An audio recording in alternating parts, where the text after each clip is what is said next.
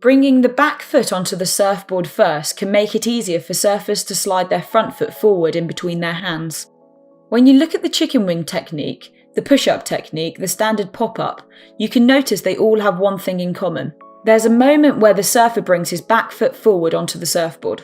At this moment, only the surfer's hands and back foot touch the surfboard. The surfer is then able to push her upper body up, creating space in between herself and the surfboard. This makes it much easier to bring the front foot forward and to have it land in between the hands. Often, not being able to create enough space is the consequence of another bad habit. For an example, by looking down, a surfer's back is often bent forward and therefore it makes it hard to lift the upper body. Hand positioning during takeoff can be another issue. It is much more difficult to create space when hands are placed higher on the surfboard. Another way that can make it hard for a surfer to create space between his body and the surfboard is to bring the front foot forward at first on the surfboard. You can test this at home. First, practice your normal takeoff technique, no matter which one you use. If you're not sure which takeoff technique to use, make sure to check out our link in our description below to access our free online courses that will help you choose the technique that fits you the most. Now that you've practiced your normal takeoff, try doing something different. This time, leave your back foot laying all the way back and try to bring only your front foot where it's supposed to land on your surfboard, more or less in between your hands. This will probably feel difficult or almost impossible for you to do. This actually is what many beginners and intermediates try to do, and most of the time, they're not aware they're doing this.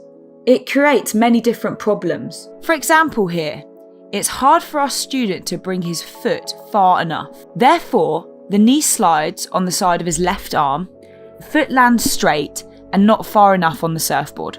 Often their back foot ends up being too far back on the surfboard when they stand up. There is then a need to readjust the foot forward to maintain that balance and momentum, which can waste precious time on a fast peeling wave. Try to focus on bringing your back foot forward onto the board first. This is the key to really push up and create space required to then bring your front foot onto the surfboard. Many beginner and intermediate surfers believe that experienced surfers throw both their feet onto the surfboard at the same time.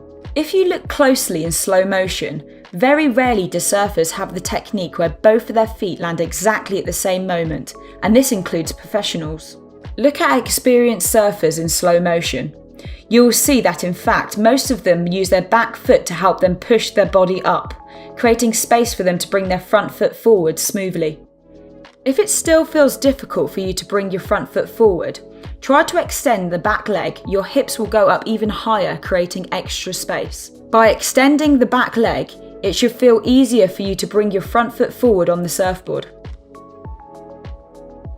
For a deeper understanding of the takeoff and other key techniques, make sure to create your free account at tutorials.barefoot.surf. We look forward to helping you surf better and for you to have more fun in the water.